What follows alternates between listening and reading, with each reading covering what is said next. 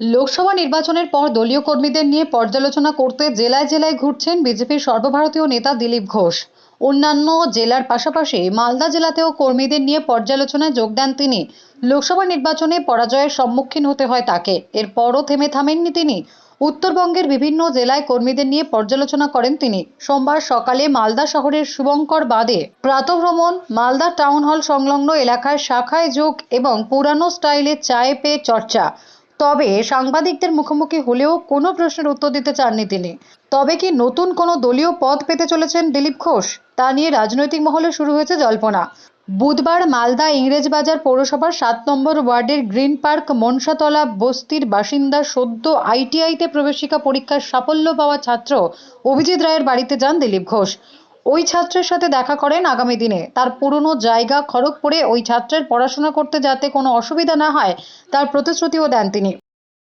দেখেন, আমার তো বিটেক ব্যাকগ্রাউন্ড, আমি মেডিকেল সম্বন্ধে ঠিক অতটা জানি না, আমি অতটা বলতে চাইছি না, ওর বিষয়ে আমার কমেন্ট নেই। তোমার দাদু কি করে? আমার দাদু দেখেন টোটো ড্রাইভার। আগে একটা কয়লা আগে বেচতো, তো এখন ওটা বন্ধই আছে ধরে নেন। তো এখন ওই টোটোই চালিয়ে যা হয় ওটাতেই। অভিজিৎ রায় সদ্য আইটিআইতে প্রবেশিকা পরীক্ষায় উত্তীর্ণ হয়েছেন। দাদু কয়লা বিক্রি করে ও টোটো চালিয়ে এই ছাত্রকে মানুষ করেছেন। আমি একটু কয়লার ব্যবসা করি, টুকটাক মেসে কয়লা দিই, পুলিশ মেসে, এবং আমি টোটো চালাই। আমি সংসারটাকে মেনটেন করি এবং আমি খেটে খুঁটে দাদু ভাইকে আমি তৈরি করেছি, কষ্ট করেছি, এটুকুই আমার কথা। কেমন লাগছে? এত ভালো রেজাল্ট করেছে। ভালো লাগছে বলে আমার খুবই ভালো লাগছে। আমার দাদু ভাইয়ের মা বিছনাসজ্জা বলেছে, আমাকে দেখাশোনা করতে হবে। দিলীপ ঘোষ আশায় খুশি ছাত্রের পরিবার। মালদার এরকম গলির ভিতরে একটি গরিব বাড়ির ছেলে, তার দাদু টোটো চালান, বাবা নিরুদ্দেশ, মা মানসিক রোগী। সেই বাড়ির থেকে লড়াই করে একটি বাচ্চা ছেলে বড় হয়েছে, পড়াশোনা করেছে, আইআইটিতে চান্স পেয়েছে খড়গপুরে।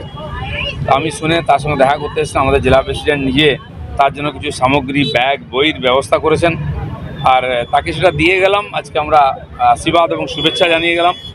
এবং খড়গপুর যেহেতু আমার পুরনো জায়গা, ওখানে গেলে কোনো দরকার হলে যদি সহযোগিতা পাই সেটাও বলে গেলাম, ফোন নম্বর দিয়ে গেলাম। সেই জন্য তার বাড়িতে এসেছিলাম, অভিজিতের বাড়ি। ও কিছু সমস্যা বা সহযোগিতা চাইছে, যতটা সম্ভব দেখা যাক, করার চেষ্টা হবে। Bureau report, D Bangla news. সব খবর সবার আগে পেতে আমাদের চ্যানেলটি সাবস্ক্রাইব করুন এবং পাশে থাকা বেল আইকনটিতে ক্লিক করুন, লাইক ও শেয়ার করুন।